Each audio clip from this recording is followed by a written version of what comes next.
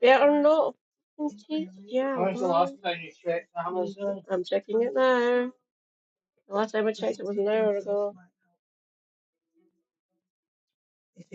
I did say between 6 and 9. Now it's changed again.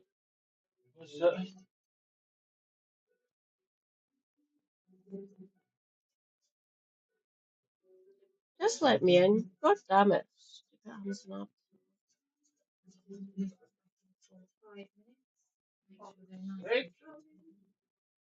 You alright there, babe?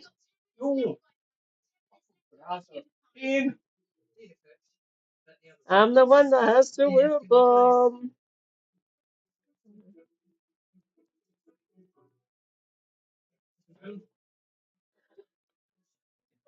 It's changed again. It's went back between 5 and 8. Make up your damn mind, Amazon. What the fuck? Serve the soup at 4:30. Okay.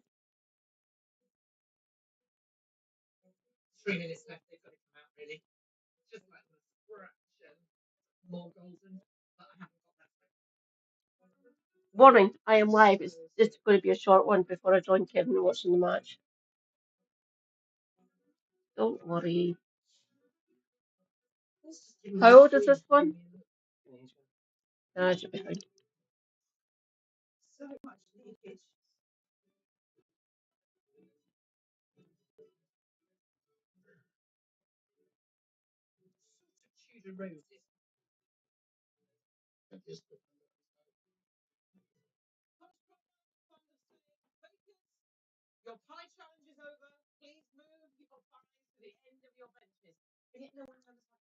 Some of these pies sound absolutely fucking disgusting, and two of which I can't go near because anaphylaxis. Not fun.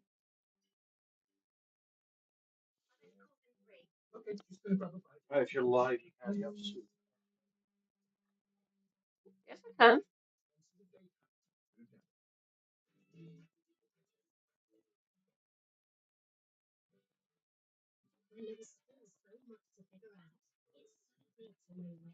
The one you have.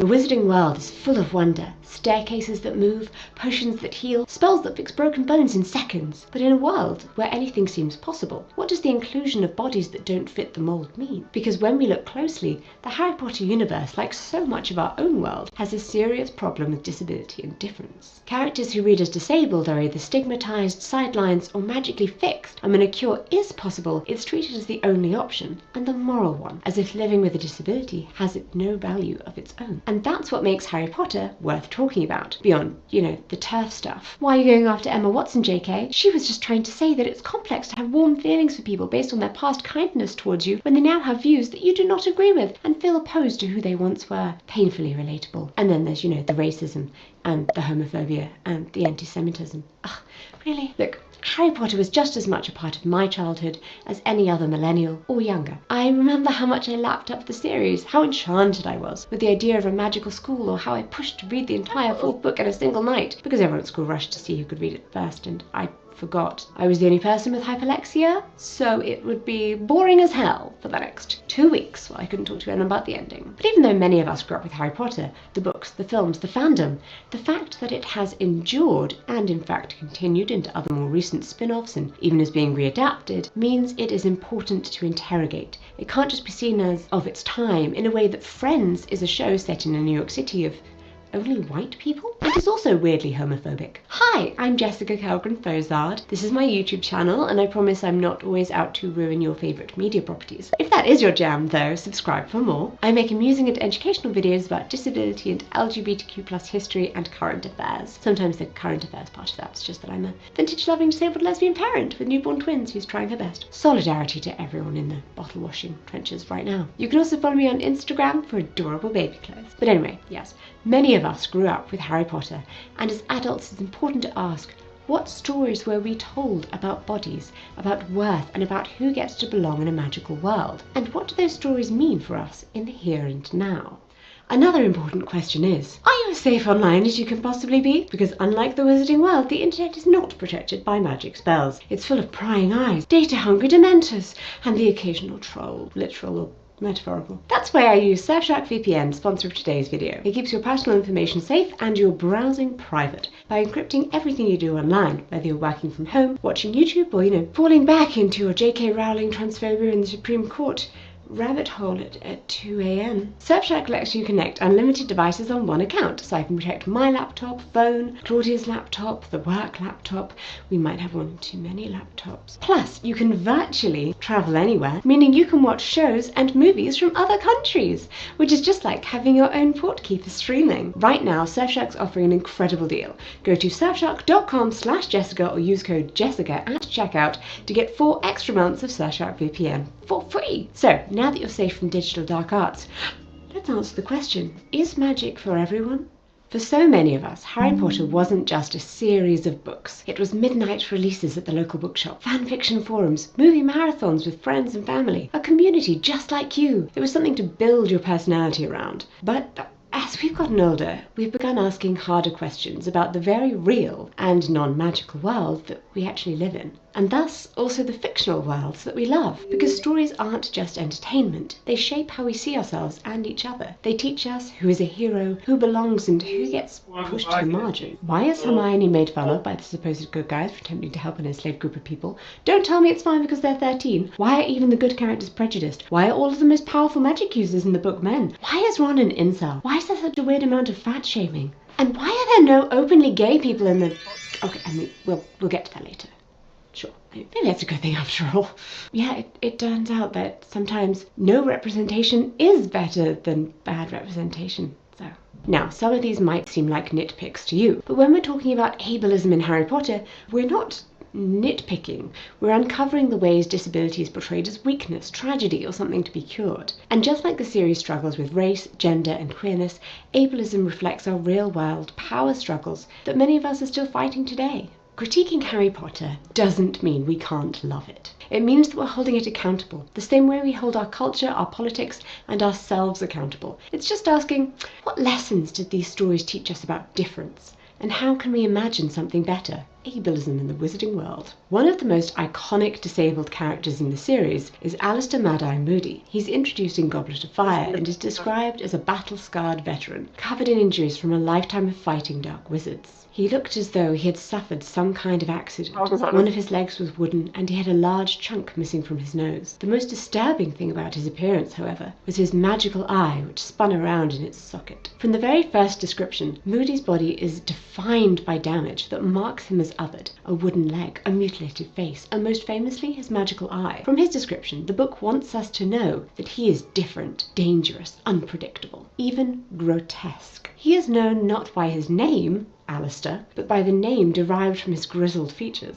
Mad-Eye. His disability literally becomes his identity. In the film, this is exaggerated even further. The prosthetic eye bulges unnaturally, swivels with a mechanical sound effect, and makes him seem more uncanny than human. His body becomes shorthand for his persona, his aggression, his madness. His disabilities are linked to character traits. A scarred body means a scarred mind.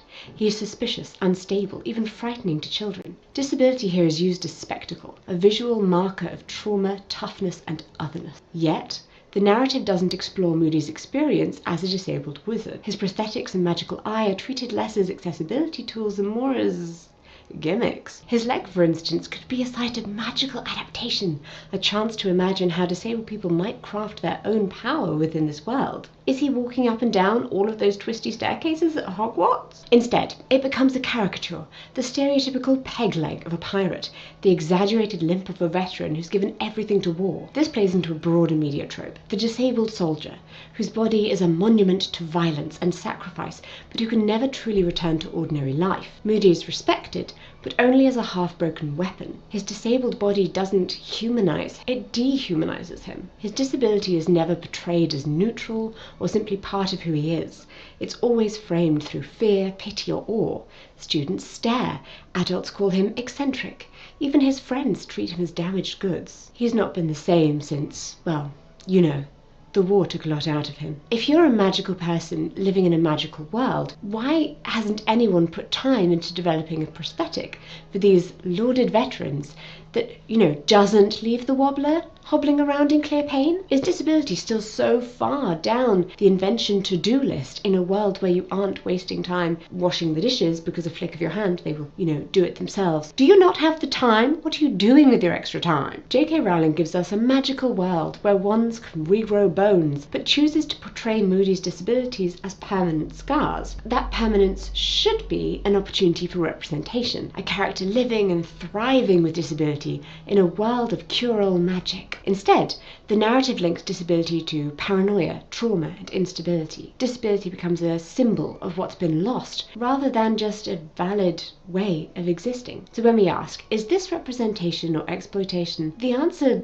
leans towards the latter. Mad-Eye Moody doesn't expand our understanding of disabled life. He reinforces the stereotype that a disabled body is a broken one defined entirely by damage, war, and fear. The fantastical tech of his magical eye could have been used for visionary disability pride, but instead it reinforces that disabled bodies are othered. What does it say about disability in the world when things can be cured instantly?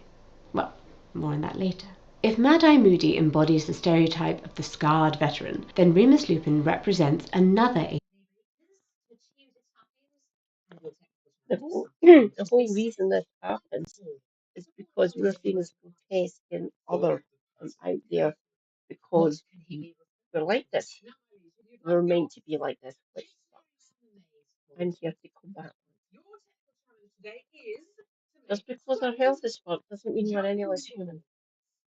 ableist trope, the diseased outcast. Introduced in Prisoner of Azkaban, Lupin is gentle, brilliant, and deeply beloved, but also marked by a condition that makes him unemployable, untrustworthy, and dangerous. His face was pale and lined, and he looked tired and ill. However, his eyes were light brown, and they had a kind, amused look in them. From the moment we meet him, Lupin is described through the language of tragic illness. Pale, lined, tired, sickly, his kindness and talent exist alongside a secret. Oh yes, this gentle, soft soul, so extremely close to his male best friend, and holding a secret that meant other children would have shunned him when he was younger, and parents wouldn't want him supervising their children as a teacher now.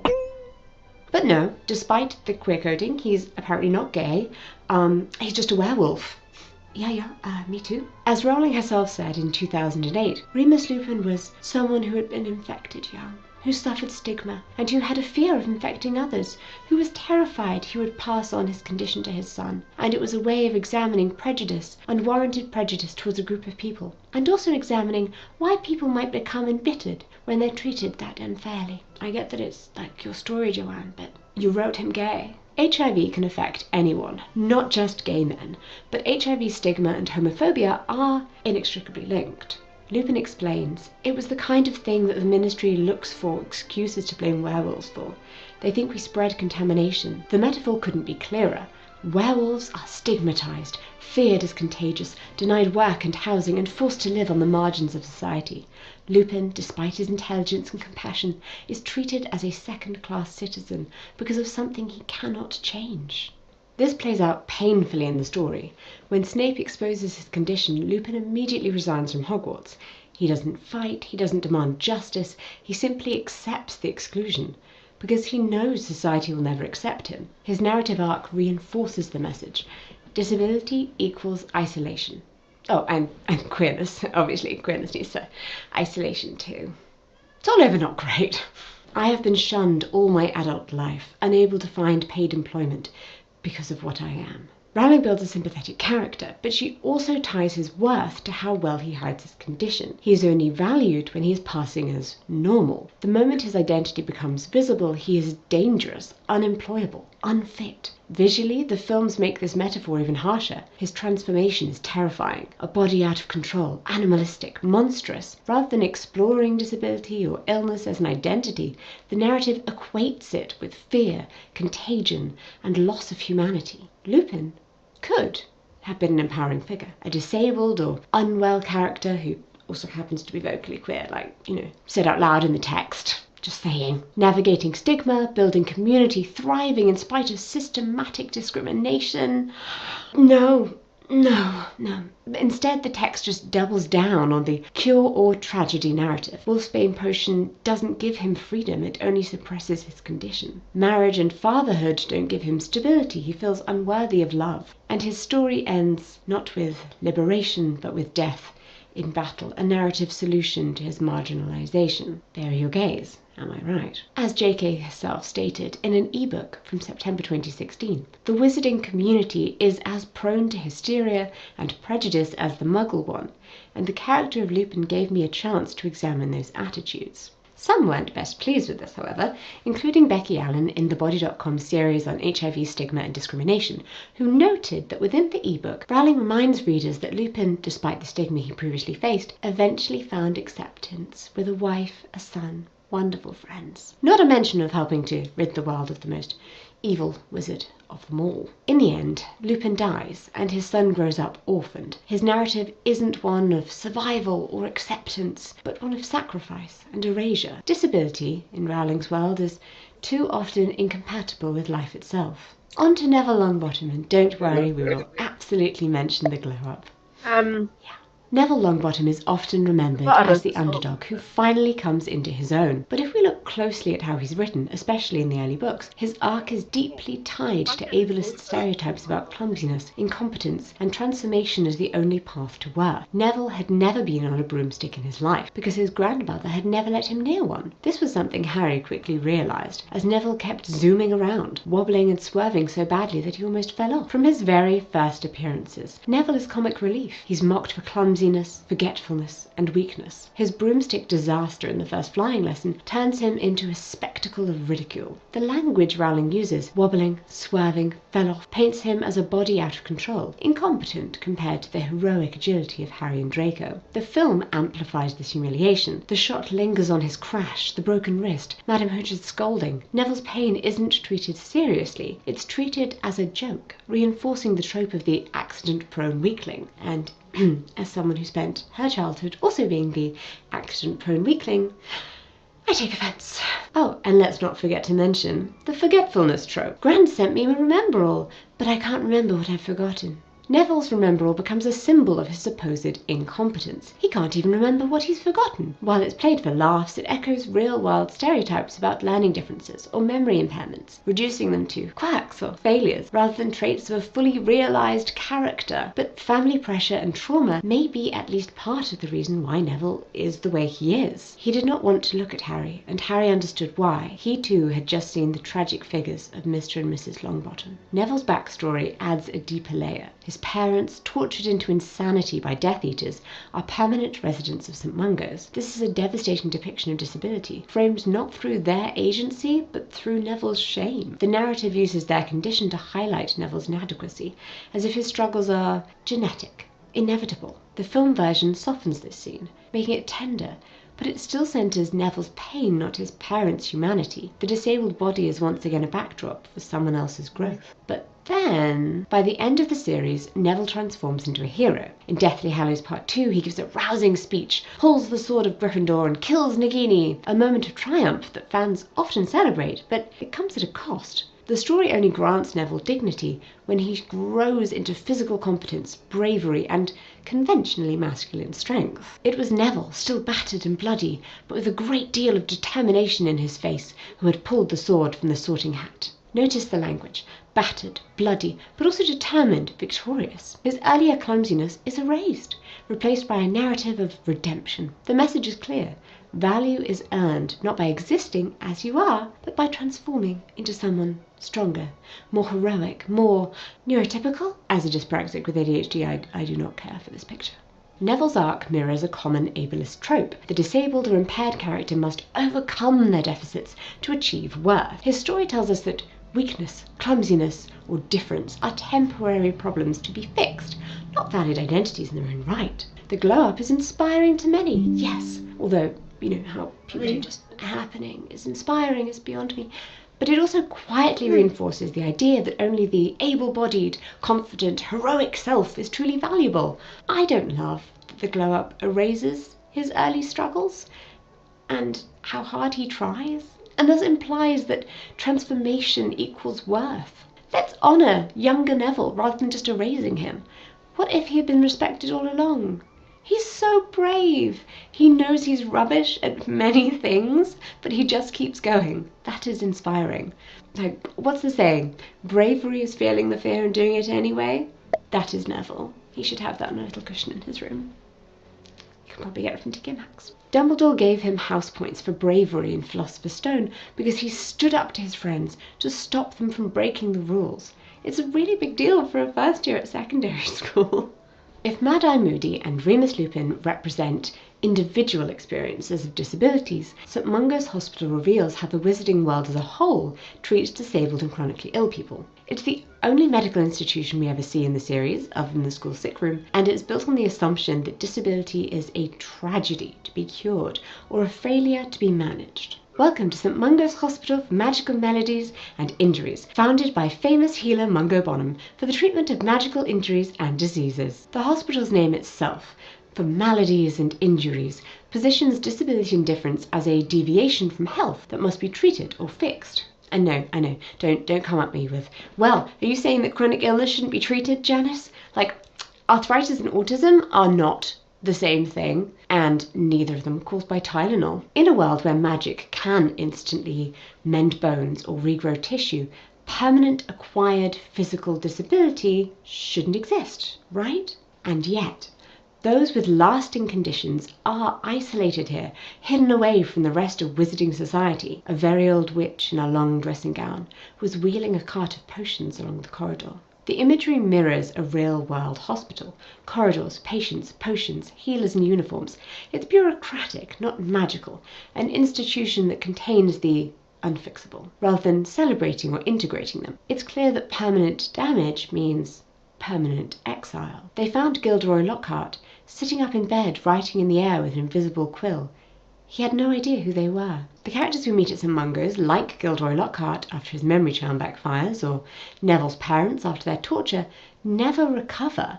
They're not allowed back into community life. Instead, they're just frozen in a kind of narrative exile, existing only to evoke pity or tragedy. Lockhart's memory loss is treated as comic relief. The once vain celebrity becomes a childlike amnesiac, amusing but pathetic. The narrative never explores his lived experience, only how far he's fallen from pride to pitiful. This echoes an ableist pattern, disability as punishment for arrogance or moral failure. Neville's parents' mental illness is treated more somberly, but still as an object of silence and shame. And yes, Neville may feel that as a child in the real world would, but the series doesn't examine it. The Longbottoms exist only to explain Neville's pain. They have no dialogue, no agency, no interiority. Their disability serves the able-bodied character's development. This is textbook inspiration porn. In the wizarding world, there is only cure or containment. No space exists for living with disability. In the wizarding world, there is no visible example of a disabled witch or wizard living fully outside of St Mungo's other than Mad-Eye Moody. You're either cured or you disappear into the hospital. There's no notion of accommodation, accessibility or social inclusion. Hogwarts, for example, remains physically inaccessible, filled with stairs and shifting architecture. The hospital is the only solution society offers. Cure if possible, confinement if not. This binary, cure or exile, reflects what disability scholars call the medical model of disability, the idea that the problem lies in the individual's body, not in the environment that excludes them. St Mungo's institutionalizes that worldview, literally. What's striking is what's missing. The series never imagines magical wheelchairs, enchanted canes, or spells that create accessibility rather than cure. There's no community of disabled witches and wizards advocating for rights, no discourse of care or inclusion.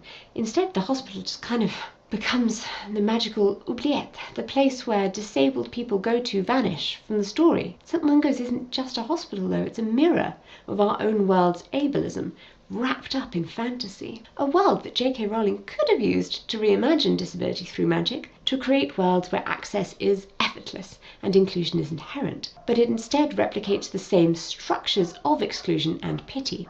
In that sense, it's one of the most revealing spaces in the entire series, a reminder that imagination alone doesn't guarantee justice. So whilst Hogwarts teaches bravery, loyalty and love, it also teaches something else, that broken bodies belong behind closed doors, and that's not magic, that's ableism dressed in robes.